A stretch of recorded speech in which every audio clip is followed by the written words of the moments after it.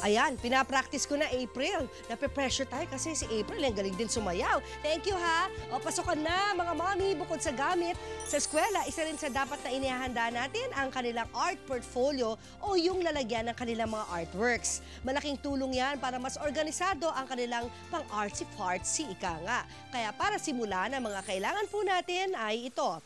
Paper bag, pwede po yung mga recycled o yung mga nagamit na mga paper bag or craft bag na tinatawag nila.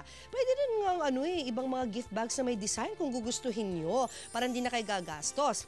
Ribbon puncher, gunting, may gunting natin, ayan, gunting, colored paper, pen, at stickers, pwede rin. So, pagsasamahin lang po natin ng lahat ng paper bag at bubutasan natin sa gilid. For this particular art portfolio, ay dalawa po ang pagpapatungin natin. So, dalawa. Yan. So, paano natin pagsasamahan? Ilalagyan po natin ng ribbon. Ito po ay binutasan ko na kanina at bubutasan po natin yung itong pangalawa.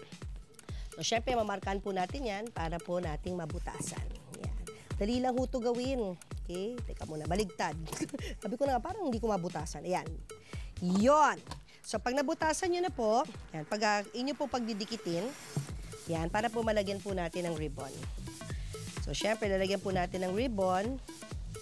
At pag nalagyan po natin ng ribbon ito, ay pwede na po nating disenyuhan. Medyo makapal po yung ribbon na ating gagamitin para maganda.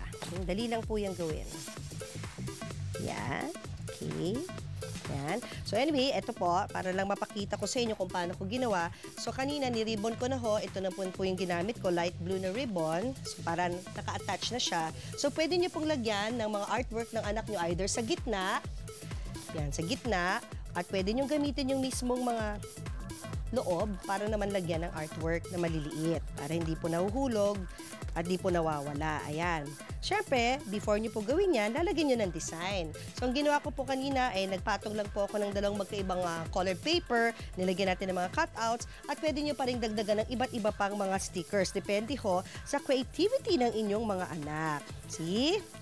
O, diyan lalabas kayo ng creativity ng inyong mga anak na mahilig sa art tulad ng aking anak, di ba? So in that way, ay may tatago nyo pa at hindi pa kalat-kalat ang artwork ng inyong mga anak. Napakadali po gawin, hindi po ba? At hindi po masyado magastos dahil medyo mahal na rin ho ang mga clear book ngayon, di ba? Mga Mars.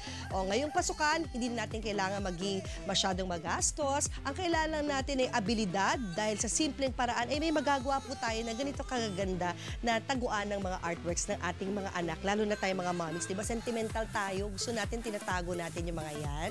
So, sana may napulot kayo ngayong araw na to. Gawin niyo po yan sa inyong bahay. Diyan lang kayo, magbabalik ang Good Morning Club.